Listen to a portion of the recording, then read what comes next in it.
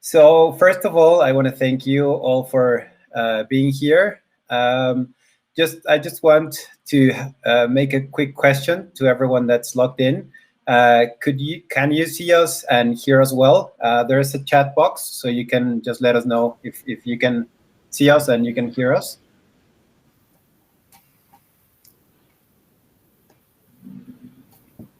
Excellent. Okay. Thank you, Mariela. Thank you, Emma. Thank you, Jose. Isabella, thank you. Thank you, everyone. So yeah, we're up and running. So today we have Rachel Bannister from University of Warwick. She's going to talk about the university a little bit, and then we're going to have a quick Q&A after the presentation. If you have any questions during the presentation, you can ask in the chat box also. But make sure to put a question mark at the end of your question, so that the platform registers your question and we can publish it and answer it afterwards. So we're gonna play a video of the university, and afterwards Rachel is gonna be talking to you about the university, the courses that the university has, where the university is, everything you want to know about the university, and I hope everyone likes it, and yeah, we're here for any questions. So let's start.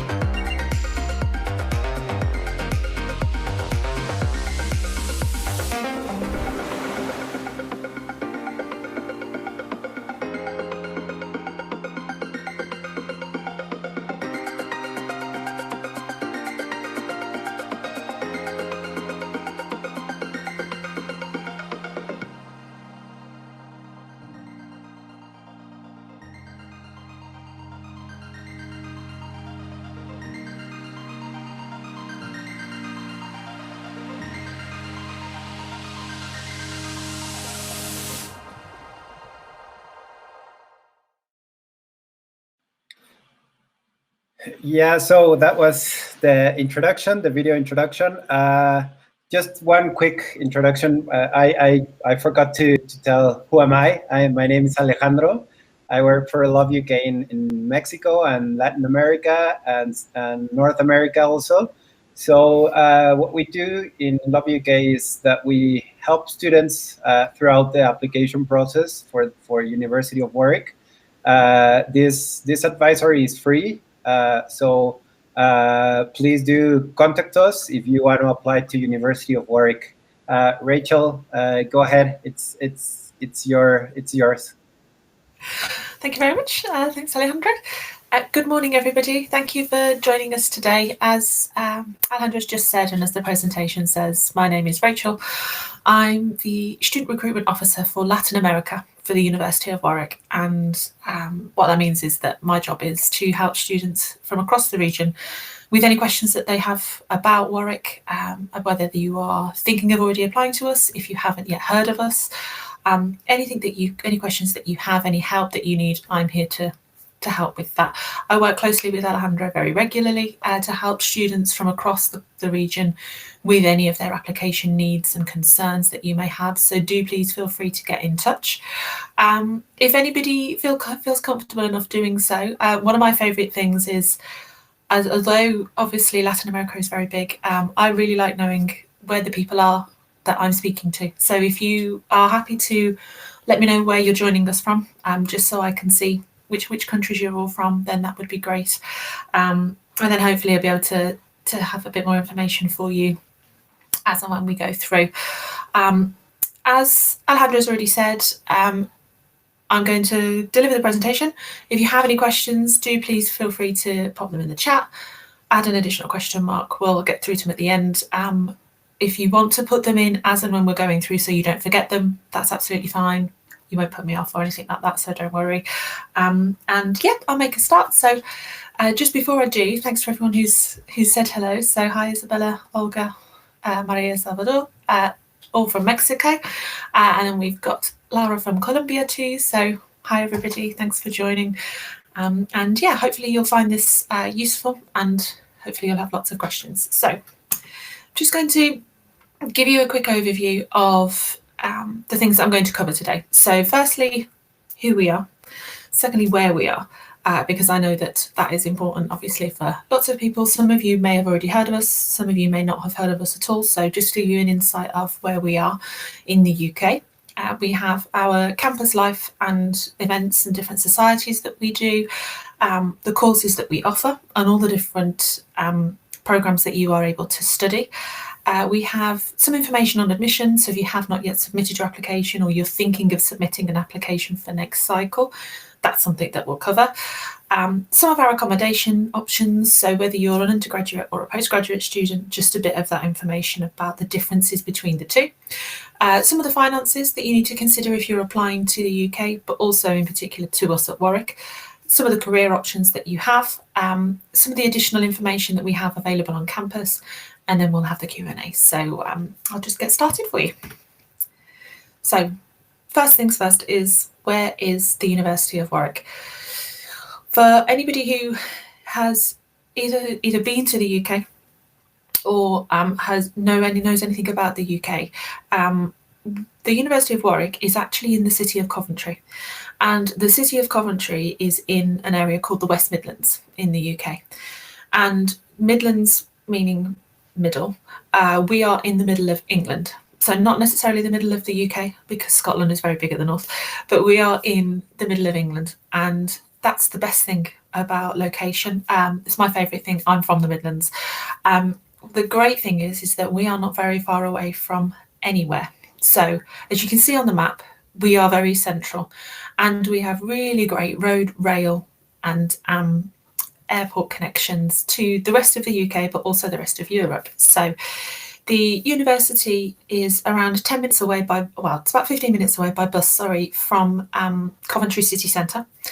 And Coventry City Centre is 1 hour away by train from London.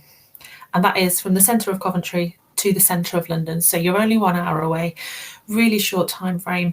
And as anybody who has kind of either been to the UK, or if you're from large areas of different countries in Latin America, you'll know that in comparison, the UK is tiny. So I know that for some of you, it takes 1 hour to get from the city centre out to home, or to kind of the next suburb along. So an hour is nothing. So yeah, 1 hour from London. We are 2 hours away from Liverpool and Manchester by train. We're around 2 hours away from Bristol, and kind of some of the other big cities in the UK. They are all by rail. By road, we've got really good road networks. So as you can see on the map here, there are lots of buses that also run around the UK. And the good thing is that we're close by to a lot of the main road connectors and the motorways that we call them, to the highways, which is the American phrase if anyone is familiar with it. Really good connections to the rest of the country. So if that is your preferred route of transport, then we've got really good road networks too. And we are only 10 minutes away by train from our local airport. So lots of our students will connect from Latin America into mainland Europe, and then they will fly from either Madrid or Paris or Amsterdam, and then go from there into Birmingham. And that benefits lots of students. It's the route I take when I'm flying to visit everybody, because it means that you're really close to home. So rather than another 3-hour road journey, so although it's an hour from London on the train, it's 3 hours by road and bus. You're much closer to the airport and you are for campus. So we have really good air links as well. So it's something just for you to consider. Just a little bit more about what we are. So I've said where we are. What are we? Now, the two main universities in the UK you will find are either campus universities or city universities. City universities are similar to what they say in their name. So the university buildings are in and around the city that they call home. So good examples are universities in London. There's a university in Manchester and Liverpool. They have buildings in and around the city centre itself. The University of Warwick is a campus university. So everything is all in one place. So your library, your accommodation, your main lecture facilities, the Arts Centre, we have our Sport and Wellness Hub, our Students' Union, is all in one place. And for lots of our students, that is our best asset for them. That's their favourite thing about Warwick, because they know that when they are on campus, everything that they need is close by. So once you're on campus, so even if you do live off campus, if you're a postgraduate student, for example, living in off-campus accommodation, once you've travelled in for the day, you don't need to go home and come back again, because everything is there for you. So lots of our students will start maybe at the gym in the morning, they'll do a session, then they'll have a couple of lectures, they'll have a coffee at lunch with some friends, they'll then do some reading in the library, they'll have an evening lecture, and then they'll go home at around 7 o'clock, and that's your day.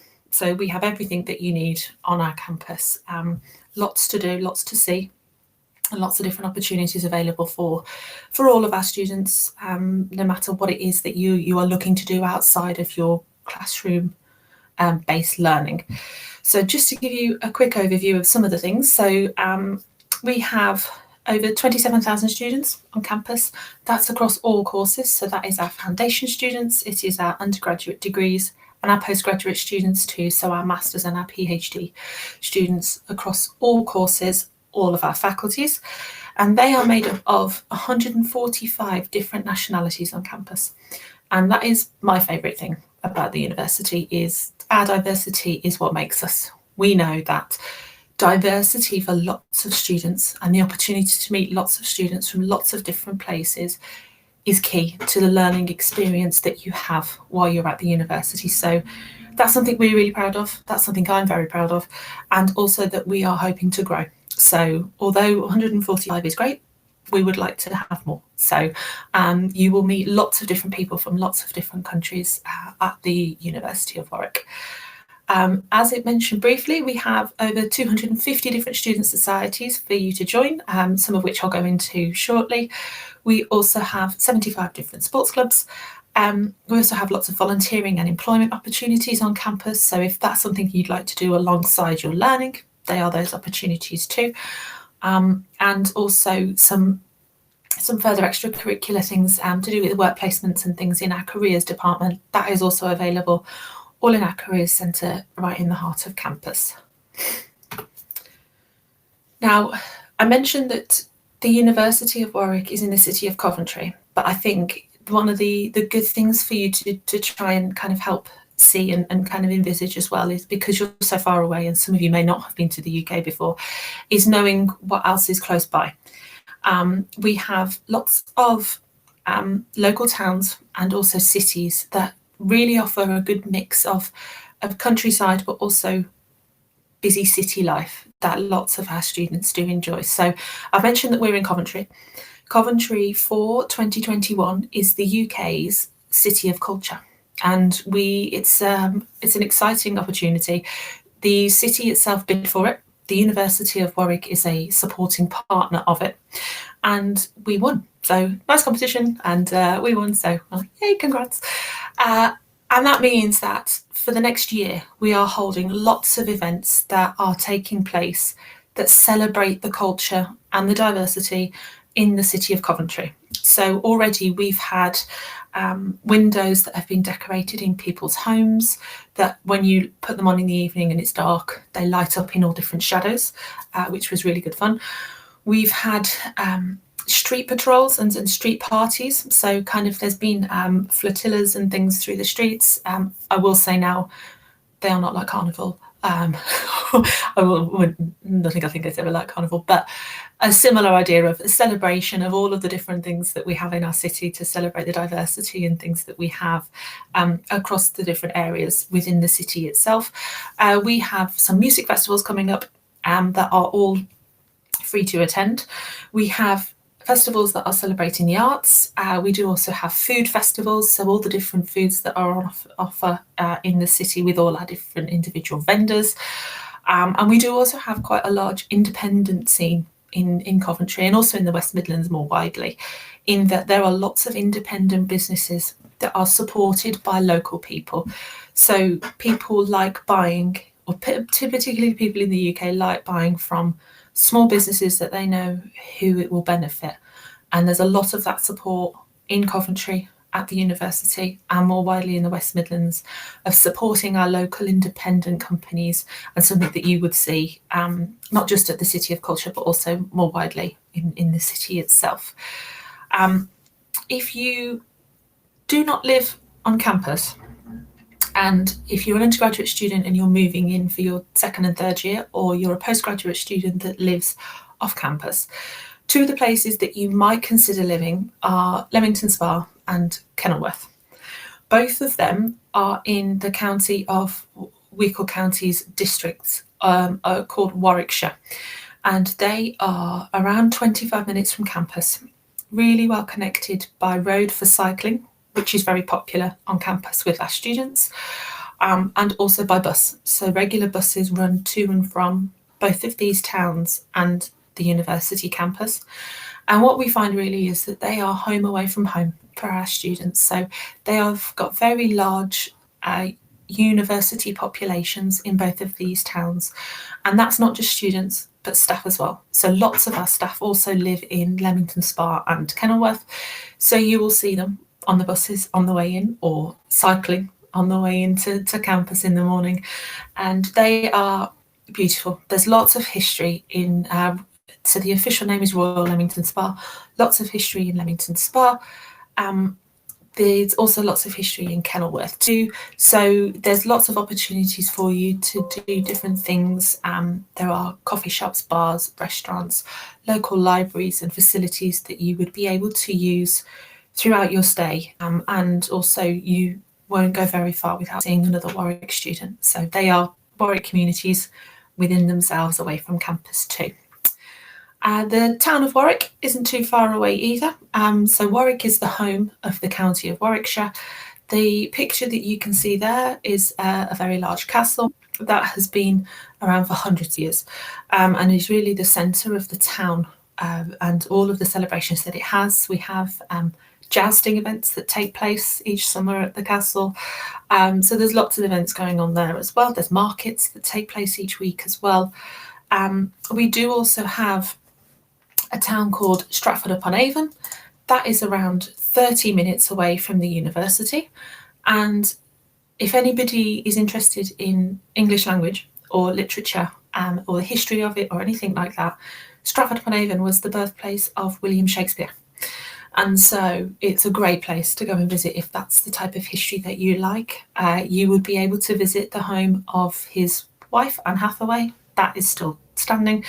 The building that you can see in the picture is the Royal Shakespeare Company. So there's lots of theatres and plays that take place there. And it's just generally a very nice day out on a beautiful sunny day, as was in the picture, to just walk around. The river goes through it and it really is beautiful. So lots of nice scenery nearby to the campus as well that you would be able to enjoy.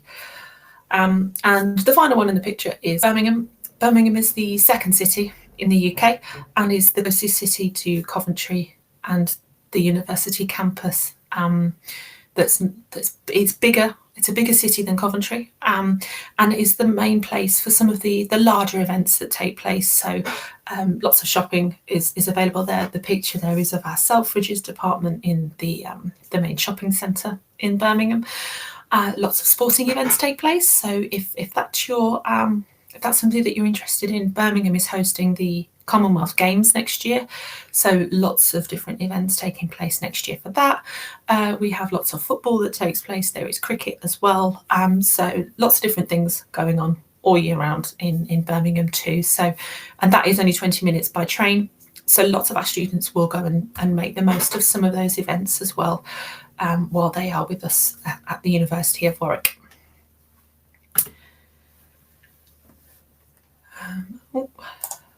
Sorry, that didn't work then. So just before I move on to the next stage and give you some updates about the makeup of the campus and our student body, I know that it is really important when you're considering your universities to know how good the universities are and the value for money that you're going to receive while you are at the university. So this slide is just to give you some more information of the types of courses and the reputation of the courses that we have on offer at the university. So we are in the top 10 in the UK in all of the rankings that are offered by UK ranking companies. So there are things called The Guardian and The Times, which are both established newspapers in the UK. We also have the Complete University Guide. We are in the top 10 UK universities overall for all of those rankings. For some of them, we've never been outside of the top 10. So we are a consistent top 10 university in the UK. As it says here, we are in the top 5 for 9 of our subjects for 2021. And if some of the wider global rankings are something that you would be looking at and considering as well, I know that QS is important for lots of students, particularly in the region. We are ranked 61st in the world this year. So that ranking only came out 2 weeks ago. We are 61st in the world. That's our highest ever. Something that, again, we're really pleased with, but we know that we have lots to build on too. So those are just some numbers there for you too. Although we are ranked very highly in the UK, we are also ranked the third lowest cost of living in the UK by being in Coventry. So whilst the course quality obviously is ranked very highly, your cost of living would be quite low. So you would get lots more value for money in living in Coventry than you would in some of the other UK cities. So if that's something that you're thinking about, that one might be worth looking into or finding out more information about as well. And then kind of as I come around, the final bit is for employer reputation. So once you have graduated, we were ranked 31st in the world for employer reputation by QS in 2020. And in the same year, we were ranked 3rd most targeted by top 100 UK graduate recruiters. And what that means is that students who graduate from the University of Warwick, for the top 100 UK graduate recruiters, some of the really big companies, so KPMG, Deloitte, PricewaterhouseCoopers, some of the big business companies that are operating in the UK, if you have a University of Warwick degree, you are the 3rd most targeted by those companies. So that is the reputation that we have with the quality of education that we are able to provide, that upon graduation, these employers will look at your CV and you'd be looked at more favourably if you do have a University of Warwick degree by these companies. I mentioned earlier, sorry, I will stop with numbers, I promise, but I just wanted to show you some just so that you have an idea of what they are and what the makeup of that is. So I mentioned earlier we have 27,000 students and that we have students from over 145 different countries. 61% of our students are from the UK, and that is across all courses. That sounds quite high, and it is high, but I think for students who are coming from outside of the EU and the UK, I think a lot to expect that to be higher. So we have 39% of our student population is from overseas, and that includes the EU and students from outside the EU area. That's something that, again, we're really pleased with. We like that lots of students from all over the world come to us. We were ranked the 23rd most international university in the world in 2020 by the Times Higher Education World University Ranking. Again, something that we're really proud of. We know that diversity is key. That's something that we're working on, and hopefully we'll be able to see, if you do and are more interested in the University of Warwick, that's something that you will see on our campus too. Just a bit more here about our campus. So as I said, we've got over 250 societies, lots of sports clubs too. Employment and volunteering opportunities on campus. So as part of your visa, you would be granted a certain amount of hours that you can carry out part-time work on campus. We have a company on campus that we work with who you can register with to carry out that part-time work. And you would be capped by the number of hours for your visa. By registering with this company, they will contact you to say, are you available for this work? And you are free to say yes or no. Lots of our students use it. Lots of local people use it too. It's a really good way for people to earn a bit more money at the weekends or in the evenings, because at the University of Warwick, although we are primarily a university, we do host lots of events and conferences on campus too, which does mean that we do have lots of employment opportunities for students as well, if that is something that you would need during your studies with us. Okay. I know that for lots of people, and I find it really hard as well, it's difficult to picture what the university looks like if you've never been, or the first time that you've heard of us is the pictures that you saw on Instagram with Love UK. Then you would have just had Warwick and looked on a map, and that's it. This is a picture of campus, and one of the best things about our campus is that it's big, but it also has a really good blend of busy space with green space. And I think now more than ever, and with how things have been in the last 12 months to 18 months for everybody, having the open green space that we have on our campus has really benefited lots of our students and staff. And I do include myself in that, because the centre of campus is great. We know when students are in, and it's not the same place without our students. Our students are what make us. So when we have live events happening in the middle of campus or at our arts centre, we hear them because we can hear the excitement of our students, and that is the best thing that we have. But we know that that is not for everybody. And so if you do need to take 15, 20 minutes out, we have lots of green space available for you to be able to take a 15-minute break, to have a walk around, have a bit of peace and quiet to yourself, enjoy kind of the green surroundings of the campus.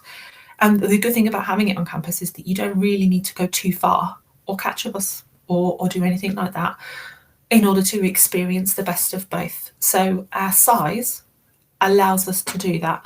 And that's something that I think whenever I show students this slide, I think they are always surprised by the size, but also how much green space there is. I certainly benefit from it, and I know lots of our students do too. Just to give you an update on some of the other facilities that we have on campus. So this here is a picture of our Sport and Wellness Hub. And I mentioned earlier that the City of Birmingham is hosting the 2022 Commonwealth Games. This Sport and Wellness Hub, as it says here, only opened in 2019. But with the pandemic last year, it was closed for a lot of the time. So it's still quite new inside. It's not really being used very much. But inside, the facilities are excellent. And we can officially say world class. And I say that because for next year, in 2022, the university's campus will be used by one of those countries competing in the Commonwealth Games.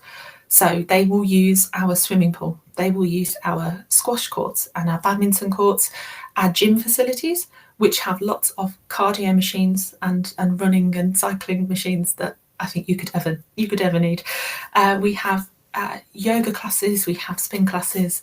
There are so many different things available in our Sport and Wellness Hub, and that's just there. We have tennis courts, so if that's something that you're interested in, we have a national tennis centre, AstroTurf that's available for events there. There's so many different things available in our Sport and Wellness Centre. that if that is something that you're interested in, then we have the facilities available for you to do that. If you are good at a sport, then we have over 75 different sports clubs. So you would be able to join and continue that sport. So if swimming is something that you've always done, or you'd like to do it to keep fit, we have a swim club. If running is something that you'd like to do, we have a running club. There is boxing, we have fencing, volleyball, there's badminton, football for anybody who is interested in football too. And those are some of the ones that you probably have heard of. The great thing about universities in the UK is that we have lots of upcoming ones and new ones. So we have a rock climbing club, because there is a rock climbing wall in our sport and wellness hub. So we have the facilities available for our climbing club. And I know that that's an Olympic sport this year. So we have the facilities. We do also have lacrosse, which I know is popular in North America, but that is something that's growing in popularity in the UK. And one of our more, not obscure, but popular ones is ultimate frisbee. And the training and the intensity of the training that goes into those sessions, they take it very seriously. I can promise you. So there's lots of different activities that take place, and we do have something for everybody, whether you do it competitively, you're looking to try something new, or you would just like to keep your fitness up. There are lots of different things available for everybody. That is our sports clubs. Our societies, we have even more of. And I think one of the good things about universities in the UK is the strength of the societies that we have on offer. And I mentioned at the beginning that we have over 250 at the university. And the reason why we have so many is because students are encouraged to create your own. So we have lots, and you can see some of the examples here. They vary quite widely, because we know that different students have different areas of interest. So we have music societies. So that is whether you play string instruments, or if you're a woodwind person, if you play instruments, we have those societies. We have a reggae society. So there's lots of different things within music. We have subject societies. So we have a women in engineering society. We have economics. We have law, the law society. There's a marketing society, politics. But within politics, we also have an Amnesty International society. We also have a Sustainable Development Society. And all these different types of things within the bracket of politics or law or those types of areas, there's so many different things underneath.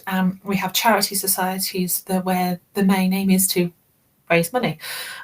We have our Game of Thrones society.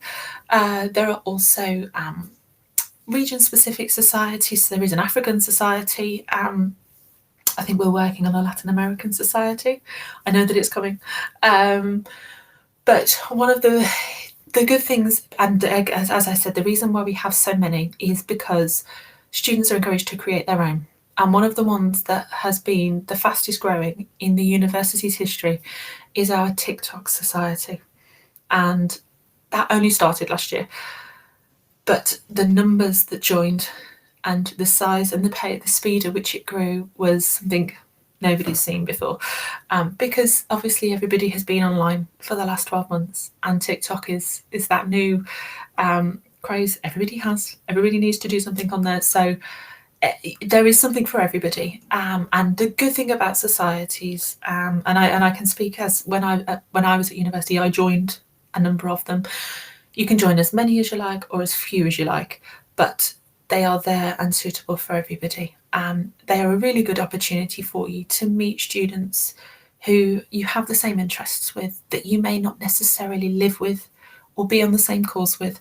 And these are a good opportunity for you to meet them. So you will have kind of that extra additional support for your time at university away from your halls and your classroom. So please do feel free to go onto our website and see all the different types of societies that we have. And if you have any questions, then of course you can get in touch. I'm just going to move on to give you some updates of what Warwick has been doing in the last year. because I know that that is really important for lots of students kind of across the globe. As I mentioned, we are in the UK City of Culture. That started on the 15th of May. The 2021 International Booker Prize is one of the events. It's going to be held in Coventry this year. So again, that's a great event that's happening. We have a brand new arts centre opening on campus, and our arts centre is the hub of the university. So we have live music performances, we have theatres that come in, so there are live theatre performances that take place. We have comedians that come in and give performances, and it's really popular with our students, with our staff, with our local community. That is brand new. That's opening this summer. Because I've not been on campus for almost a year, I've not seen it. I'm really looking forward to seeing it and being able to going back onto campus and having events there. So that's something new that we've got. Some of the other things that aren't on here, we have a brand new life sciences building. So that was a multi-million pounds investment in our life sciences department, and that is taking place up on with our medical school campus. We do also have a new humanities building, so for anybody who is interested in humanities subjects, that's a brand new building that's opening in September. And announced just last week, we have submitted plans to the local council for a brand new eco park on campus. So that is going to help develop natural wildlife and the local habitat too. It's going to be a place that students can enjoy, that the staff can enjoy, but also our local community. And I think one of the things about Warwick is our recognition of the part that we need to play with our local community.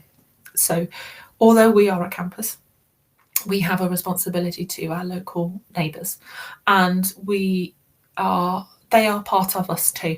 So we are putting this bid forward to benefit everybody in the local area. If anybody would like to know any more information about it, there is some information on our website. You can contact myself or Alejandro as well. But just to give you an idea of some of the things that are happening on campus at the moment and some of the things that we've got planned going forward too. So I'm going to come on to the academic bit. So I know I've spoken about where we are and who we are and all the exciting things you can do, but of course it's important to know your courses and your studies and what you are there for primarily. This is some information about our academic departments. Now we have a wide range of courses. They are not all listed here. And also that does depend on whether you are studying at undergraduate level or postgraduate level, because some of our courses are only available at one or the other and not both. So it is important to check our website to see if we do offer the course of study that you are interested in. But this just gives you a bit of an idea of the different areas that we have strengths in. So in our social sciences faculty, we have business, we have finance, law, economics, politics, education studies, applied linguistics, and we do also have interdisciplinary methodologies. And what that means is that we have a course or a number of courses that look at issues across multiple disciplines. So you could be looking at politics and science that aren't in a political science nature. And we do have a centre for interdisciplinary methodologies, should anybody be interested in that as an example. In our science, engineering and medicine faculty, we have mathematics, statistics, engineering, physics, chemistry, life sciences, psychology. We do also have Warwick Manufacturing Group, who are one of our biggest departments in the university. They offer courses including cybersecurity, sustainable automotive engineering. We do also have some courses that offer engineering business management within Warwick Manufacturing Group too. So they have lots of different courses within their course department as well. And we do also have our arts and humanities. So we have film and television, culture and media policies, theatre and performance, history, modern languages. So if that is something that you're interested in, we do have lots of courses within that area too. The University of Warwick is a member of the Russell Group in the UK, and the Russell Group institutions are, by nature of being a member of the Russell Group, research focused. So everything that we offer and all of the courses that we run and the projects that we invest in are research focused and research driven. Now, this is just some of the areas that we have covered in the last few years at the university, and the interdisciplinarity, sorry, that's a long word, of our research is world leading and changing. So some of the things that we've worked on include sustainability of cities, habitability, energy. We have also productivity, innovative manufacturing materials, and one of the ones that I think is always most prominent is our health. Our medical school has been one of the leading ones in the UK in the coronavirus pandemic for the last 15 months. We have helped with some of the guidance towards the UK government, and also more widely in some of the wider contributions of the global scale of things and how we can come together to fight coronavirus. That's something that we're really proud of, and that we know that by investing in our research, we can help build some of the better facilities and opportunities available for students going forward, both in the UK but also globally as well. Now, it might be that some of you, and I don't know whether you're undergraduate or postgraduate, so for me, I'm going to cover it all, but if you are an undergraduate student, you may not know which area that you would like to study in, because you have studied certain courses at school or certain subjects that you know that you like, and then you go onto our website and you can see that there are what feels like hundreds of different courses. And if you go on to maybe 4 or 5 different universities, then between us, although it says that we do business, you will see 10 different variations of business. So I think the first thing to do is have a look and see what it is that you're interested in. And that's undergraduate or postgraduate. Do you know what area of studies that you want to specialise in? Do you have an area of interest that you know that you already want to do and go into once you have graduated? If you have already done an undergraduate course, is there one that is offered in law, for example? So we do an international commercial law programme or humanitarian law. Of those two, do you know which one you want to specialise in? Do we offer that programme? So the first thing is have a look. There are lots of different resources available on all of the university websites that you would be able to have a look at and see what is available. So if you know that you want to specialise, then we have those courses for you. So as I said, law is a good example. You know you want to do law. Which law courses are available? Do you want to do humanitarian or commercial or human rights law? Which one? And you can have a look and pick at those. Is it that you know you want to go to university, but you're not sure what it is that you have an area of interest in yet? Are you looking to have a global experience?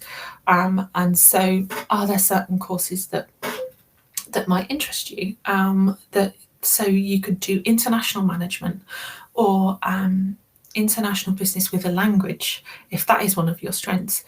That is something that may interest you. There is international studies and international relations as well. So if that political science is something that you're interested in, you could consider those courses too. Are you motivated to tackle some of the big questions? And two of the courses that we've had that have become really popular recently, we have our humanitarian engineering programs, and we also have, that's at master's level, and we do also have an undergraduate and postgraduate global sustainable development. So going forward, how as a global society can we sustain ourselves? How do we do that? We also have a master's that's big data and digital futures. How do we look at both of those things and move forward collating those? So do you have certain things and ideas that you are looking at and more interested in? Once you know what those areas are and you've managed to have a look on our course list, then you'll be able to have a look and see whether that really suits you and your areas of interest. So you've had a look, you've asked those 3 questions. These are some of the examples, at least from kind of an undergraduate perspective, that you may be able to go into. So as I said, specialisation, we have cybersecurity and accounting and finance. There is law as well, or engineering, because you know that is what you want to do, and those are where your strengths are, and that is great. We have lots of students who do that. We also have lots of students who want the internationalisation aspect. So as I said, international management, international business with language, culture and communication, we have those courses for you too. And as I said, some of the big question degrees: global sustainable development, politics and international studies, health and medical sciences, particularly in light of coronavirus. Those are some of the key areas that we have seen growth in, and also liberal arts, because that is ever changing. So I think there are lots of different opportunities available for you. I wouldn't necessarily worry, and I've spoken to some undergraduate students who do worry. They don't know what they want to do yet. That's okay. There are lots of different opportunities available, not just at Warwick, more widely across lots of UK universities. Have a look, have a read and see what it is that interests you. And is there a course that once you've looked at and thought, actually, I do really like the idea of that, or that's where my strengths are, then feel free to get in touch and we can give you some more information about that. Just going to move on to some of the top tips when you're looking at studying abroad. These are more directed to the UK. So if you are considering an application to the US, this might be something different, but this is more widely application tips for studying in the UK. So as I mentioned, use the university study pages to understand the course. Have a look at whether there are any more opportunities available. So some courses offer a study abroad year. So you can do a year in placement or a year in industry in the UK. Some also offer a study abroad year in Spain or in France, or a bit further afield. Some of them are in Singapore or Hong Kong. Is that something that interests you as part of the course? Does that course offer that opportunity? That's where the university's website will come in handy. We have that information available for you. Would you like to do multiple disciplinary degrees? So as I mentioned, there are some that you could do business and the language, or you could do history and politics as an example. Have a look. The website will tell you which things you're able to blend and which modules you can mix from those 2 different backgrounds to put together. And if scholarships is something that you also are interested in, the website and the department's websites will specify if scholarships are available, particularly for Warwick at postgraduate level. Lots of different departments offer lots of different scholarships at the department level. So it is really important to have a look on the website and see what the opportunities are within your department that you would like to apply for. Just another couple of tips. So if you're writing your personal statement or your statement of statement of purpose. Sorry. These are just some general tips. So this isn't a UCAS guide or anything like that, but just some things to consider. Be passionate about your topic. So know that you want to study that course and really be interested in it, and be able and ready to explain why you would like to study that course. Read the application guidance. Lots of departments offer that guidance on their website, so check. Complete every element of the application process. So this is more for a postgrad perspective, but what is required? So what do you think they need to make that application or to assess your application? They will normally tell you. So we will need transcripts.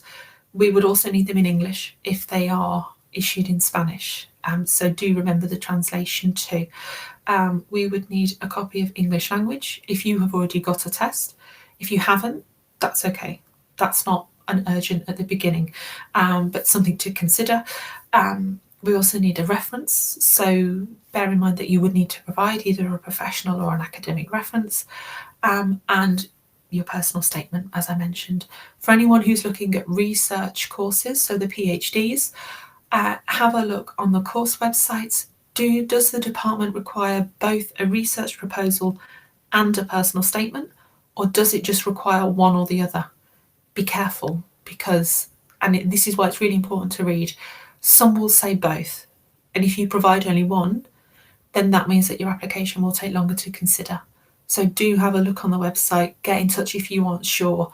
We are able to help with that. And yeah, have a look before you submit that application. And as I mentioned, check the requirements carefully. So I did use English language as a good example. Can it be provided after the offer has been made? In most examples, particularly at Warwick, that is yes. So you don't necessarily have to have your English language ready when you apply. You can submit that afterwards. So if you're applying in October and you receive your offer in December, for example, you have then from December until June to meet that English language condition. So that's something to bear in mind as well. Just some final top tips for you before I move on. Write specifically for your course. And again, this is more postgraduate than undergraduate, because I know for undergraduate, yours is to UCAS and everybody has to read the same personal statement. So bear that in mind. But if you're a postgraduate student, write specifically for the course, because we have lots who apply for more than one course, which is absolutely fine. You are able to apply for as many courses as you would like to. But the worst thing is to read a personal statement for engineering at Warwick, or that's the course you've applied for, but you have mentioned engineering at another university. We know then that is something that you have used for a different application. It happens quite often. It's not looked completely unfavourably, but it will not be considered popular if that's something that you do. So do read your personal statement carefully before you submit it and write it for that particular course. So make sure you do take that extra time to know which course you're applying for and where when you submit your personal statement. Highlight any broader experience that you have. Do you have any work experience in relevant fields? That is often sometimes a distinguished point of reference for lots of our courses. Because remember, there are lots of people applying for the courses, particularly at the University of Warwick. So you are competing with other people for your places. So if you know you have relevant work experience in cybersecurity or computer science, for example, tell us about it. Because if we don't know about it, we can't consider it. And for lots of students, sometimes that is the difference that it makes between you receiving an offer and not receiving an offer. Because although you have the academics, if you have the work experience in a relevant background in industry to support that, along with your reference, that gives you an extra edge over other applicants. So do bear that in mind when you're submitting your applications, and show some enthusiasm too. So why you'd like to study at Warwick, why the course at Warwick means the most to you, and also what you're going to benefit from it once you have finished your course at the university with us. So I'm just going to move on now. I'm going to go back to the fun stuff. So I've given some of the key tips for you. I've told you all the courses, well, some of the courses that we offer. This is an example of our accommodation. This is our lakeside accommodation and is named so because it's next to the lake. This takes around 30 minutes to walk around on the campus, so vast, very large. And this is home to both undergraduate and postgraduate students at the university. So we have housing or accommodation available across all courses. It is only guaranteed for on-campus accommodation for our foundation programme students and our first year undergraduate students. So while we do have some accommodation for our postgraduate students, not everybody can be guaranteed on-campus accommodation. But we know that for some students, they do prefer to live off campus. So that's something to bear in mind if you would like to live on campus or off campus at the university. So that picture was Lakeside, and this is Lakeside Village here. I don't know if you can see my cursor moving, apologies if not, but if you can't, it's the one that's next to the number. So the number 14, halls of residence, that's how many halls of residence that we have on campus. They are spread out quite widely. And it will take around 30 minutes to walk from one side of the campus in one halls to the other side of the campus in some of our other halls. Lots of different areas, lots of space in all of the accommodation too. And you wouldn't be too far away. So 30 minutes is one side to the other, but that's going through Central Campus. So Central Campus is no more than 10-minute walk away from all of our accommodation. Some is much closer. So as you can see at the bottom by our bus interchange, that's Central Campus. And there are some halls of residence right behind. So some of you will be really centrally located, but it does depend on the facilities that you would like out of your accommodation. So some of them have ensuite bathrooms, so you have a bathroom to yourself. Some have shared bathrooms. Most have shared kitchens, and some of them have between 6 and 12 students living in a block. So the maximum I think is 10 for a kitchen. But those are some of the things that you may need to have a look at and consider. So the prices vary quite differently, but that just gives you an idea of some of the different facilities that we have. This is an example of another of our halls of residence, Jack Martin. This one is a bit closer to Central Campus. So just to give you an idea of the difference in feel between the different accommodation blocks on the campus. Fees and living costs. Now, the information here is for 2021 entry. So for anybody who is looking for 2022 or beyond, these numbers will change, but it's just to give you an idea of what it is that you would need to consider on top of your tuition fees when you're coming to the university. So on-campus accommodation can vary between £80 per week and £200 per week. And again, that depends on the accommodation that you're in. So whether you do have a shared bathroom or an ensuite facility, how close or how far away you are from Central Campus. Those are just some of the differences available for you. You would also need for some of your living costs. There is a minimum that you need to show for your visa application. This is the current amount, so that just gives you an idea of just how much you would need to have prepared to cover some of the living costs, not all, but some of the living costs for your time at the university in the UK. Just a bit of information here for you with regards to scholarships, and this is more targeted towards postgraduate students. So we have a long list of scholarships available on our website. The link is just here, or we can share it with anybody who needs it after the presentation. This covers the vast majority of our postgraduate departments, so some of the ones I mentioned earlier on in my presentation.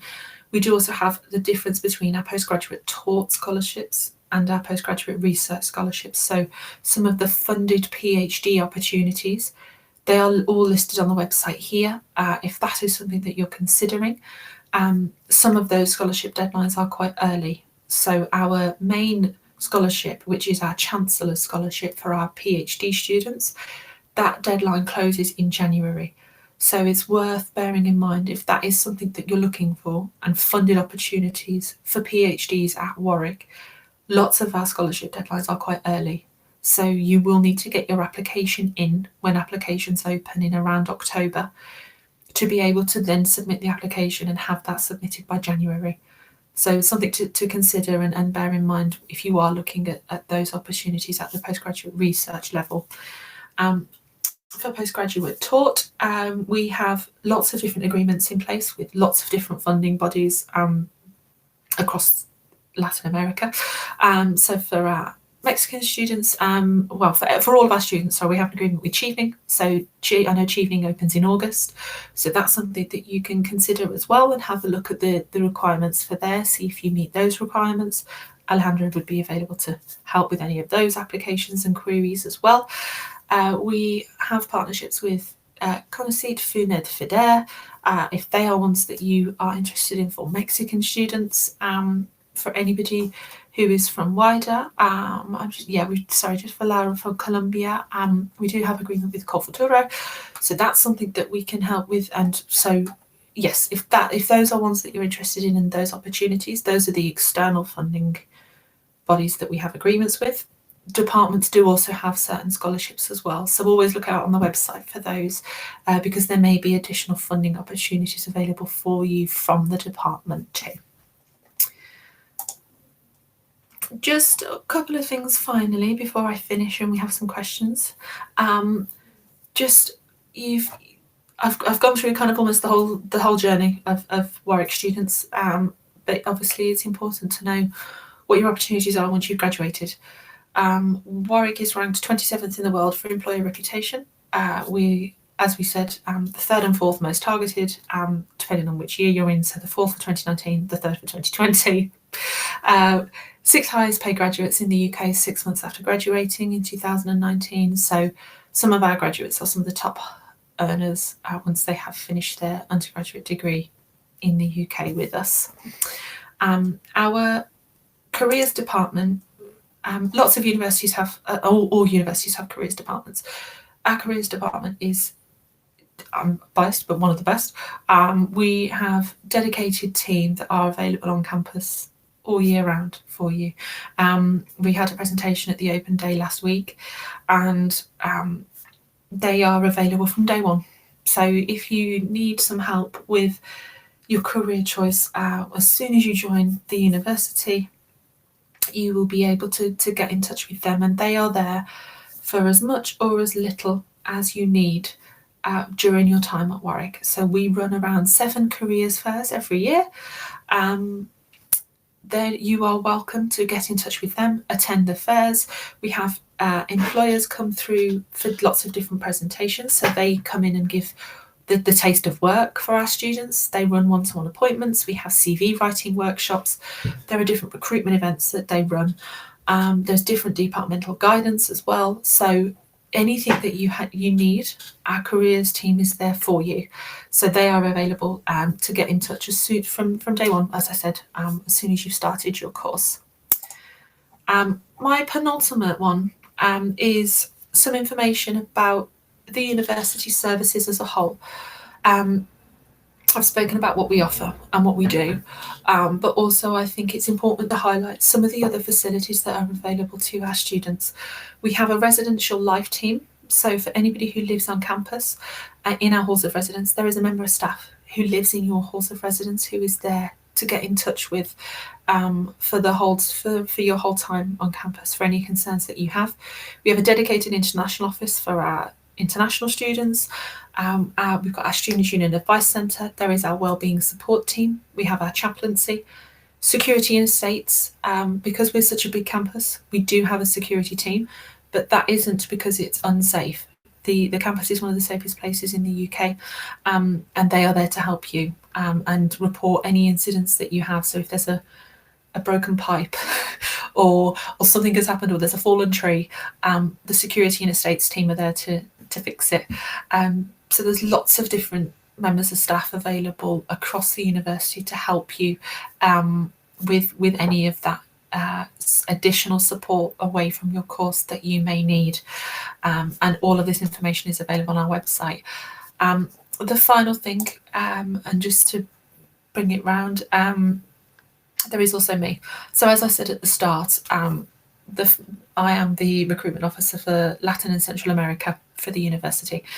I've been at the university for about 5 years, but I've been in this job about 6 months. And one of the best things about my job is speaking to students like you, because I get to know what your questions are, what you enjoy, what your concerns are, and how I can help you.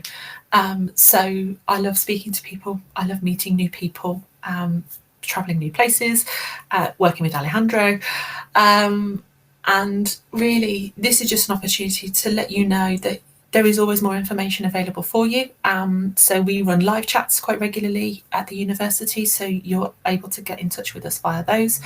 We do have regular events that take place throughout the year. So last week was our undergraduate open day. We do have another one coming up. So if you'd like to know more information, just get in touch. And also I run individual counselling sessions throughout the year.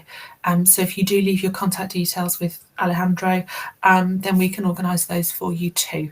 And I run individual one-to-one counselling sessions.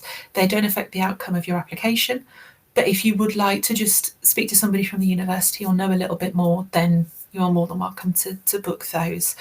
I'm going to leave this slide up just because it's got the contact information on, but thank you very much for listening. I know it was a long one, but if anybody has any questions, do feel free to pop them in the chat now. And yeah, I'm happy to help answer any of them. So are you happy for me, Alejandro, to start answering some?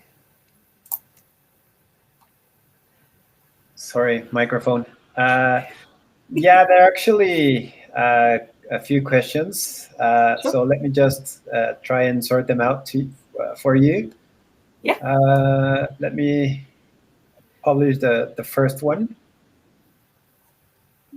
And there you go. Sorry. Hi, Isabella. Thank you for your question. When do you recommend applying for 2022 undergraduates? So we are open for applications in September for 2022.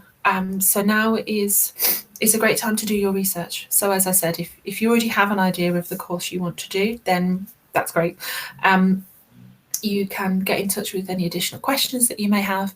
Applications formally don't open until September though, and you would need to apply for undergraduate through UCAS. So Alejandro is available to help you with any part of that application process that you need to consider. I know that sometimes UCAS is quite a thing to get used to, but yes, September for 2022 entry for undergraduate. Undergraduate studying online or in person. So thank you, Jose. That is a combination of both. So at the moment, as we speak now, they are in-person classes at the university. That hasn't always been the case, and I do think it's important to mention that, just because the university has been guided lots by the UK government, and they have been telling us what we can and can't do in terms of how many people we can have in the classroom. So for some parts of the academic year, it was primarily online, but from around March until May, it was a combination of both. So what we call blended learning. And we had some in-person classes for students who were in the UK, and we had some online classes. That has now shifted, and for anybody who is in the UK can attend face-to-face teaching. But obviously for students who are still overseas, that is still online. So it is a mix of both. We are still guided by the government. So our plans for September still do depend very much on what the UK government say we're able to do. We do hope very much so that we will be able to teach everybody in person. That is our aim. That is what we are planning for. That is when, so the 1st September is when I hope to be back on campus. Can't wait.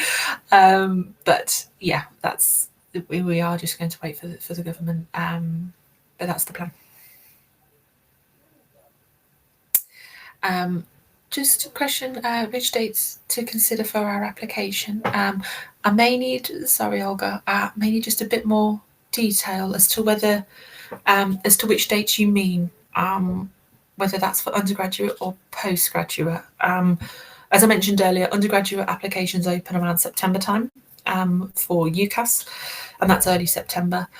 For postgraduate, applications don't open until October, usually.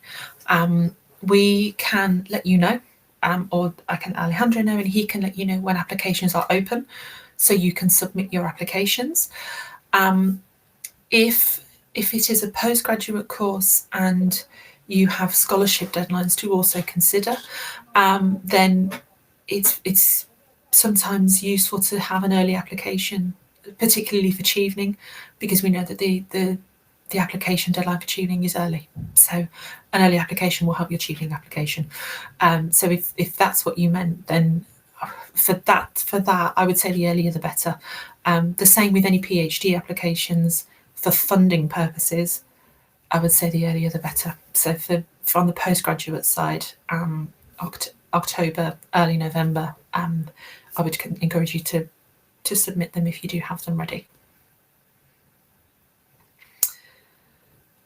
MA in Education scholarship available. So the department for the MA in Education do run some scholarships. I think they have 2 available for that programme. They have already closed for 2021 entry, so you wouldn't be able to, or you wouldn't be eligible for this entry. But if it's 2022 entry, then we can certainly send you some more information about those, because as far as I'm aware, yes, there are some scholarships that you can apply for that course.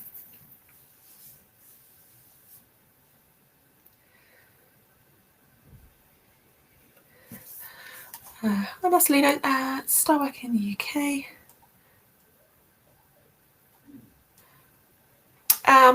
By benefits, do you mean, so we do have some students who have other alternative visa permissions to study in the UK. I am not an immigration advisor, unfortunately. Our immigration service are available to be able to let you know if you are able to study on a skilled worker visa. I know that some of the visas do allow you to carry out study while you have that visa, some don't. So either I think Alejandro probably may be able to advise, or our immigration team at the university itself will be able to let you know definitely if that's something that you can do on that visa or not. Sorry, I can't be of more help. Yeah, we can have a look into it, Marcelino. We do help a lot of people to apply to all types of UK visas, so we can have a look into it and see if there are any information that it is not up there that you can add on your knowledge about studying an MSc at Warwick. So yeah, I'll send you an email after this. We have the contact details of the people that got registered, so we'll be in touch, Marcelino.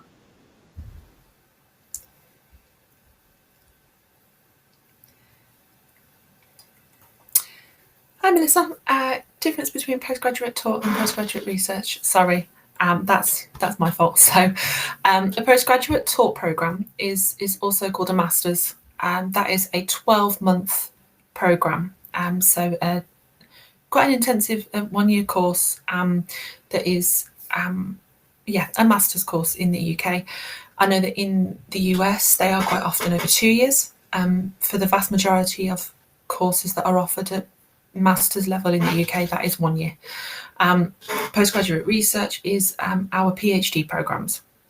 So those are 4 years in length, and you would receive a doctorate if you do successfully complete the PhD. So those are the research programmes. So sorry, yes, postgraduate taught is masters, and research is a PhD. But good question, thank you. Do we have programmes related to something in the publishing industry? We do actually have. There's a number of programmes.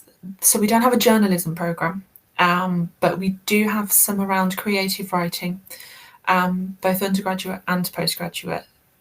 So yeah, for bachelor's degrees and master's degrees, Laura, because I'm not sure which one you're specified in, but we do have some around writing, and some of our creative and media enterprise degree. That's also something that is quite useful, I think. But if you want to get in touch, then we'd be able to specify some of those in more detail for you.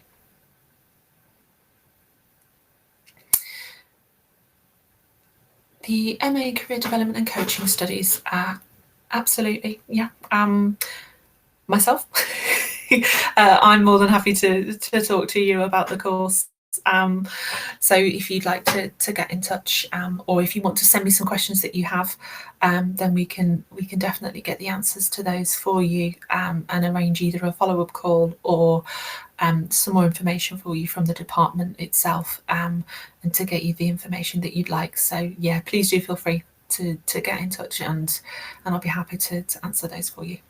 Mariela, I'm gonna pop the Rachel's email so you can take a photo of it. So here it is, Rachel's contact details. So you can send her an email about your questions regarding the program that you're interested in.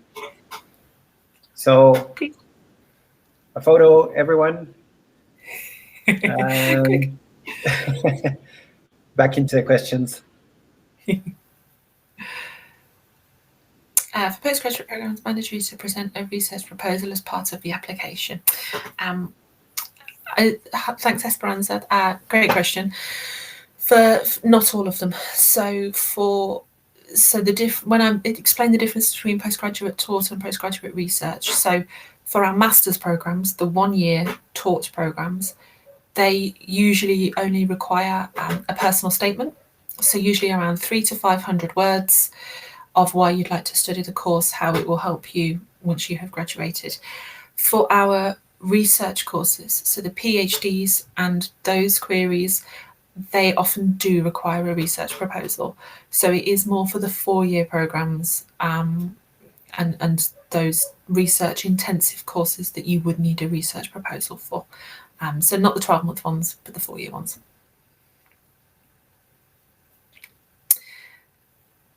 If you already have an offer, but you're deferring for next year, you can apply for a scholarship now. Hi, Maria. Congratulations on your offer. If you've already deferred, then you would be able to apply for a scholarship, depending on which one you'd like to apply to. So I think it's worthwhile checking which ones are open, because lots of them have different calls at different times of the year. Some of them do also depend on the letter of your surname and to what date you can apply. So it's always worthwhile checking when they are open for applications. Again, Alejandro will know all of that information. So if you'd like to apply for the external scholarships, then absolutely have a look. If it's tutoring, again, that opens in August. So that might be something that you are in preparation for. I think it's important just to say as well that we do have lots of students who will receive an offer and defer to apply for a scholarship and then come to us the following year because they have then got that scholarship. That happens quite often. So if that's something that you would like to do and you have considered, then you aren't alone. But if there's something in particular that you'd like to know more about in terms of which scholarships, then do get in touch with either myself or Alejandro, and we'll be able to help out for you. Hi, Jose. Average cost for accommodation. That really does depend which one you're in. So as I mentioned, some of them are around £80, £85 a week. That is if you have, they are in some of the accommodation that's not so central on campus. You have a shared bathroom, shared kitchen facilities, but some of our accommodation that is closer to central campus that has brand new en-suites, brand new kitchen, you have much more kind of a private space. They can cost around £150, £200 per week. So it does depend on the facilities or the accommodation that you apply for. Our website actually does have a really good brochure available, and you'd be able to have a look at each of them because it lists what the facilities are and how much it costs for that halls. So if you would like to know a bit more, we can put the link for our accommodation website in the chat, and you can have a look and that'll be able to give you a bit more information.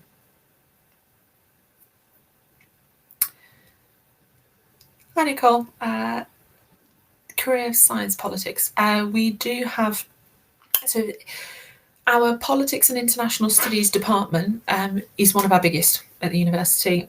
It's also one of our most successful and also our most competitive. We have lots of different courses. So depending on the area of interest that you would like to study, so we do have, so at Warwick, it's Politics and International Studies rather than political science, but it has the same meaning. So we do have international studies courses. Some of those are with languages too. If that's an area of interest, that's at undergraduate level.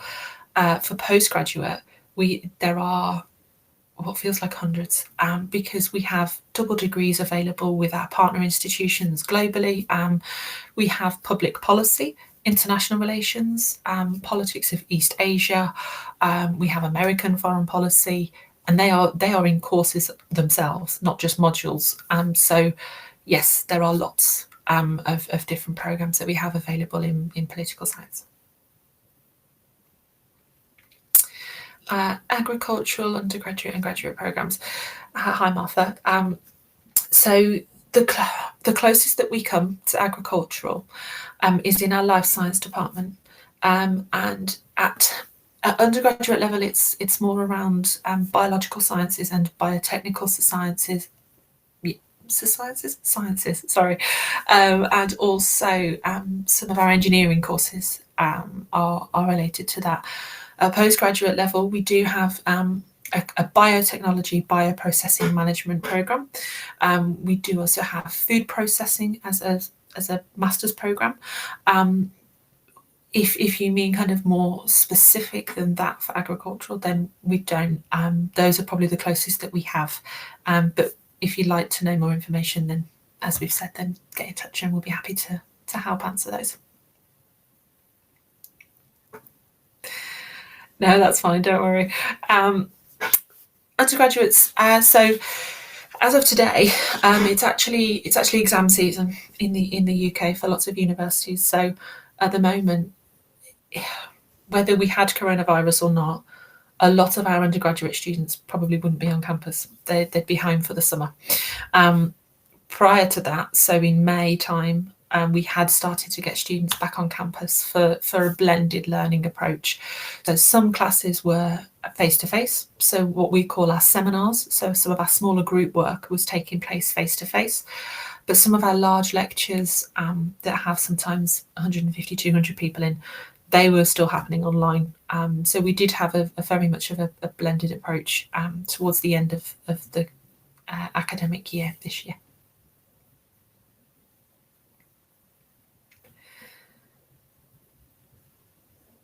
Hi Sol, PhD program interdisciplinary studies in arts and science. We do actually have, so yes, there is the Centre for Interdisciplinary Methodologies that I would be able to recommend. We do also have some information on our Global Sustainable Development PhD. There's quite a few different opportunities, both for courses but also for funding. So if you'd like to get in touch, either myself or Alejandro or both, then please do. We can help you with that information and kind of provide more accurate information for you directly for those courses, because I know that they are quite specific. But in short, yes, we do, and we can give you those.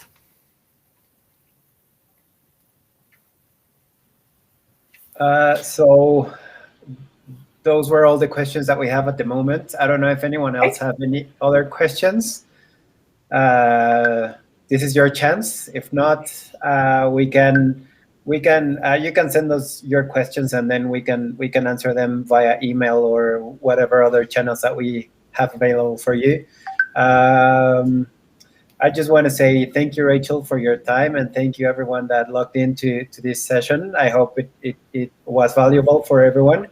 And just to remind you that Rachel and myself are here for any questions that you have to help you out throughout the process. Love UK is an agency that works for the university, and our task is to help you to have the smoothest journey to apply to the university and go to study whatever you want to study at the University of Warwick.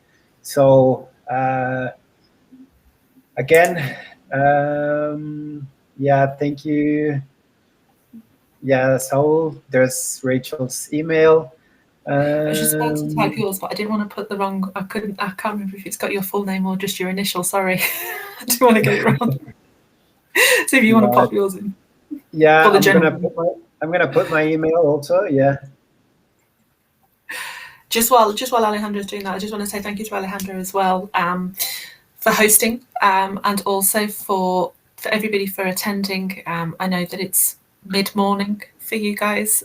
So thank you for taking time out of your busy Wednesdays. As I said, these are one of my favourite things, meeting students and getting to know what your questions are and how we can help. So it was a pleasure to meet everybody, and hopefully be able to see some of you with any other questions that you've got, or any future events, or any applications that you'd like to submit.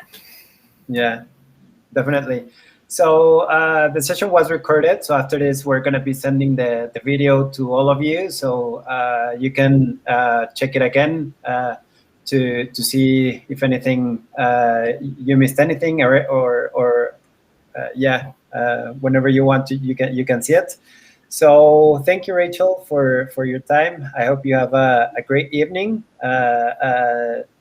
We'll be we'll be sort of starting our day for the late ones. But now, thank you for your time, and hopefully we'll be seeing you again here in Mexico if it's possible for you to travel, or if not, we'll hopefully see you in the UK.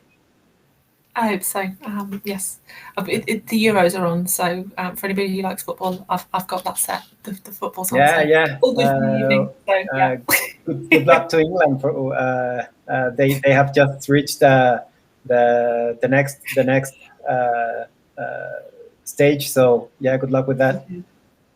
I'll let you know. Have a good day, everybody. Thank you. You too. Thank you, everyone. Bye bye.